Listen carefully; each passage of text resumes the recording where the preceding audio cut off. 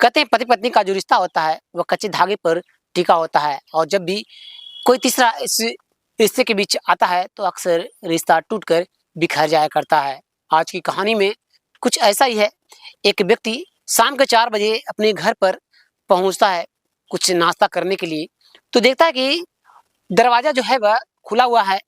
वह तुरंत दरवाजे के अंदर पहुंचता है तो उसकी पत्नी का कमरे का दरवाज़ा बंद था। वह कुछ समझ पाता, वह अपनी पत्नी को बड़े ही शांतिपूर्वक से, प्यार से उठाने के लिए जा रहा होता है कि उसकी पत्नी सोई हुई होगी।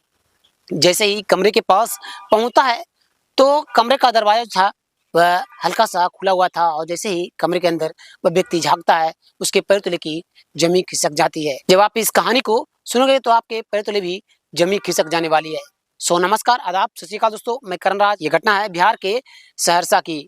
वहीं के रहने वाली ज्योति रानी, जिसकी उम्र 24 साल थी।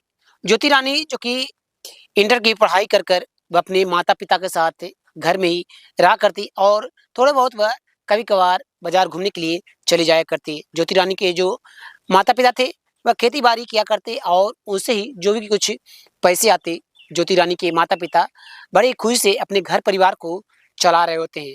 दिन समय गुज़रता जा रहा होता है। उसी दौरान जो ज्योति के माता-पिता थे, वह ज्योति को अपने पास बुलाते हैं और कहते हैं कि ज्योति, तुम्हारी शादी के लिए हम लोग जो है वह लड़के की तलाश कर रहे हैं। जैसे इस बात को ज्योति सुनती है, वह कुछ समझ नहीं पाती। वह कहती है कि अभी मेरी उम्र ही क्या हुई है, मैं अभी शादी नहीं करना चाहती। ज्योति के जो माता-पिता थे वह कहते हैं कि तुम्हारी उम्र 24 साल हो चुकी है, अब कितनी उम्र होगी तो तुम्हारी शादी की उम्र होगी, तुम ही बताओ। जो ज्योति थी वह कहती है कि मैं अभी बस शादी नहीं करना चाहती। लेकिन ज्योति के जो माता-पिता थे वह कहते हैं कि नहीं, तुम्हारी अब उम्र हो चुकी है, अब तुम्हारी शादी जो है वह होनी चाहिए। इसलिए मैं अपने सभी रिश्तेदारों को कह चुका हूँ कि कोई अच्छा-सा लड़का हो तो वह तुम बता देना। इस बात को सुनकर जो ज्योति थी वह कहती है कि मैं आप लोगों से एक बात बहुत दिन से कहना चाह रही थी। मैं एक लड़के से प्यार करती हूँ जिसका नाम अनिल सुतिहार है। इस बात को जैसे ही ज्योति के माता-पिता सुनते हैं, वह कहते हैं कि अनिल सुतिहार, वह तो हमारी अंतर्जाति का है, उससे तुम्हारी शादी कैसे हो सकती है और तुम ये बात जो है वह तुम अब बता रही हो। इस बात को सुनकर जो ज्योति थी वह कहती है कि मैं अनिल से काफ़ी ज़्यादा प्यार करती हूँ और उसी के साथ शादी करूँगी। इस बात को सुनकर जो ज्योति के माता-पिता थे वह कहते हैं कि नहीं, उससे तुम्हारी शादी नहीं होगी क्योंकि वह हमारी बिरादरी का नहीं है। इस बात को सुनकर जो ज्योति थी वह चुपचाप से अपने कमरे में चली जाती है। शाम के करीब 6 बज रहे होते हैं जब ज्योति देखती है कि उसके माता-पिता जो हैं वह घर में नहीं हैं। वह तुरंत अपने घर से निकलती है और अनिल सुतिहार, जहाँ पर बढ़ई का काम किया करता था, वह लकड़ियों के कई सामान को बनाया करता था, पलंग, दीवान, पलंग और भी कई से चीज़ें बनाया करने का उसके पास हाथों में कला था। जो ज्योति थी वह तुरंत अनिल के पास पहुँचती है दुकान पर और कहती है कि अनिल, मुझे तुमसे अभी बात करनी है। इस बात को सुनकर जो अनिल था वह ज्योति को देखते ही वह तुरंत ज्योति के पास पहुँचता है और कहता है कि हाँ ज्योति, बोलो कैसे आना हुआ? इस बात को सुनकर जो ज्योति थी वह कहती है कि हम दोनों 3 सालों से प्यार कर रहे हैं, लेकिन तुम जो है वह शादी के लिए मेरे घर में बात करने के लिए नहीं आए हो। तो मेरे माता-पिता जो हैं वह किसी और से मेरी शादी फिक्स करा रहे हैं। इसलिए तुम जो है वह मुझे अपने घर ले चलो और अपने माता-पिता से कह दो कि तुम मुझसे प्यार करते हो। इस बात को सुनकर जो अनिल था वह कहता है कि ठीक है, मैं अपने माता-पिता से बात कर लूँगा, उसके बाद तुम्हें मैं बताता हूँ। जो तुम जाओ, निश्चिंत होकर घर में रहो, मेरी शादी जो है वह तुम्ही से होगी।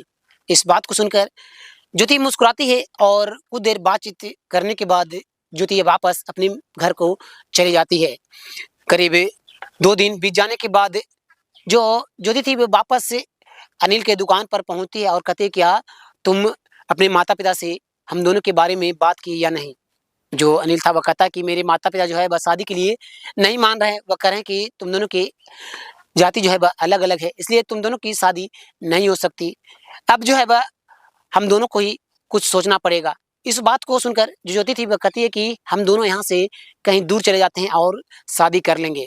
इस बात को सुनकर जो अनिल था वह कुछ सोचता है और हामी भर देता है। जिसके बाद दोनों एक सुबह के करीब 4 बजते हैं जब ज्योति अपने घर से निकलती है और सीधे अनिल सुतिहार के दुकान पर पहुँचती है जहाँ पर अनिल सुतियार पहले से ज्योति का इंतज़ार कर रहा होता है। दोनों जो थे वह वहाँ से सहरसा के लिए निकल जाते हैं। सहरसा पहुँच जाने के बाद दोनों जो थे वह शादी कर लेते हैं मंदिर में जाकर, जिसके बाद दोनों वहीं सहरसा में ही रहकर एक कमरे के किराए पर रहना शुरू कर देते हैं। दिन समय गुजरने लगता है। दिन समय गुजरते हुए जो अनिल सुतियार के माता-पिता थे, वह अनिल सुतियार से बातचीत करना शुरू कर देते हैं और अपनी बहू ज्योति से भी बातचीत करना शुरू कर देते हैं।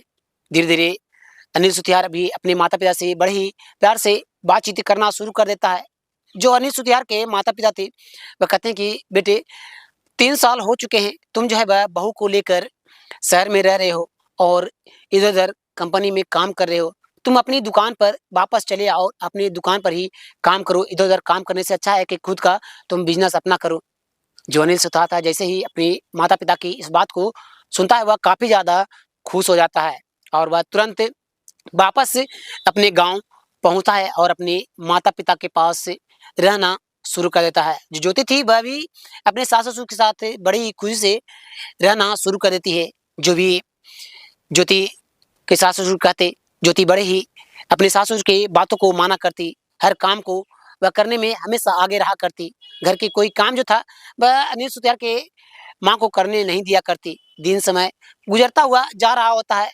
करीब 12 साल बीत जाते हैं। 12 साल बीत जाने के दौरान जो अनिल सुतियार था और ज्योति रानी दोनों को 2 बेटा और 1 बेटी जन्म लेती है। दोनों जो थे वह अच्छे खासे बड़े हो चुके थे।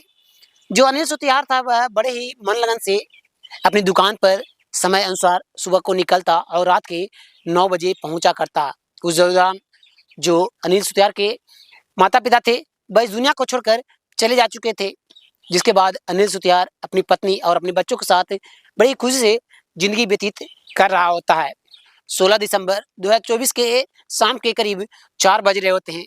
अनिल सुतियार अपने दुकान से कुछ काम के सिलसिले में घर पहुँचता है तो देखता है कि उसके घर का जो दरवाज़ा है, वह खुला हुआ है।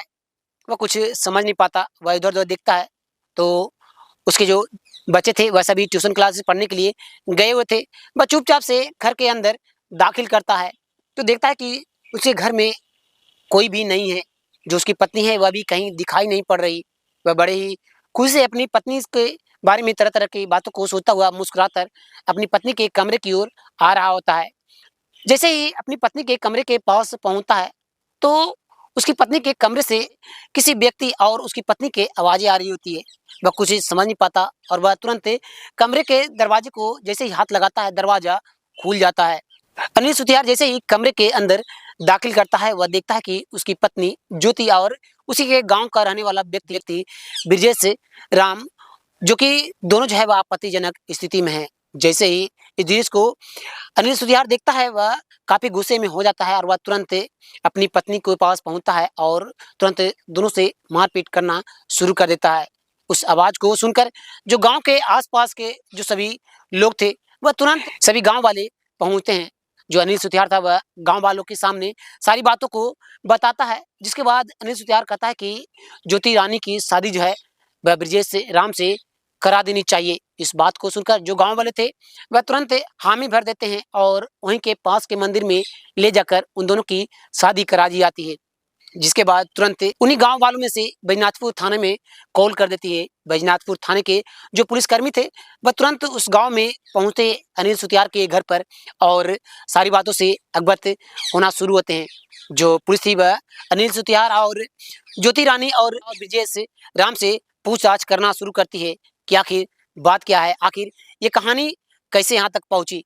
जो ज्योति रानी थी वह सारी बातों को बताना शुरू करती है कि आज से 12 साल पहले अनिल सुतियार से मेरी शादी जो है वह लव मैरिज हुई थी। उस वक़्त हम दोनों के घरवाले जो थे, वह शादी करने के लिए नहीं मान रहे थे। इसलिए हम दोनों ने फैसला किया शादी करने का और अपने घर को छोड़कर शहर आ गए और वहीं पर हम दोनों ने शादी कर ली। जिसके बाद हम दोनों बेहद ही खुशी से रह रहे थे। जिसके बाद अनिल सुतियार के माता-पिता मान गए और अपनी बहू के रूप में कबूल लिए। जिसके बाद मैं अपने ससुराल अपने पति के साथ वापस लौट गई और वहीं पर अपनी जीवन गुज़ारा करने लगी। उसी दौरान मुझे पता चला कि गाँव में एक सरकारी योजना आया हुआ है, जिस सरकारी योजना का नाम था अंतर्जातीय वैवाहिक योजना। उस योजना से कुछ प्रोत्साहन राशि सरकार से मिलती थी, इसलिए मुझे कुछ समझ में नहीं आ रहा था कि वह प्रोत्साहन राशि जो है वह मुझे कैसे मिले, क्योंकि हम दोनों जो है वह अंतरजातीय में शादी किए हैं।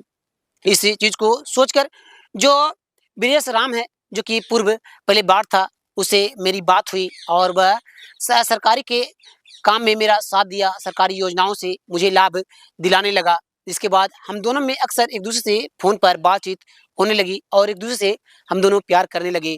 धीरे-धीरे जैसे-जैसे समय गुजरने लगा, जो अनिल सुतियार था, वह जब भी अपने दुकान पर काम पर चला जाया करता, जो ब्रिजेश राम था वह तुरंत मेरे घर पर पहुँचता और हम दोनों एक-दूसरे से प्यार किया करते। दिन समय बहुत ही अच्छे से गुज़र रहा था और गुज़रते हुए जो ब्रिजेश राम था, वह एक शाम को मेरे घर पर आया हुआ था और हम दोनों एक-दूसरे से काफ़ी प्यार करते हैं।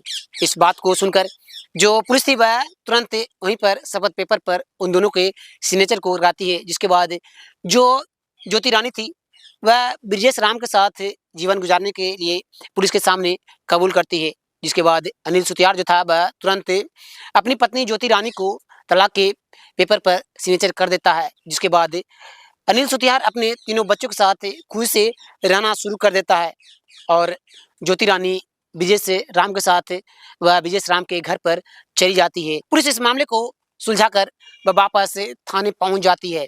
दोस्तों, आपको इस घटना में किसकी गलती लगती है? क्या अनिल सुतियार की गलती थी कि वह पहले अपनी अंतर्जातीय में उसने शादी की, या फिर ज्योति रानी की गलती थी कि वह अपने 3 बच्चे और एक पति को होने के बाद भी वह किसी और से प्यार कर बैठी, या फिर उससे पूर्व बाढ़ का गलती था ब्रिजेश राम की, जो कि वह जान रहा होता है कि उसी के गाँव की वह बहू है जिससे वह प्यार कर रहा है।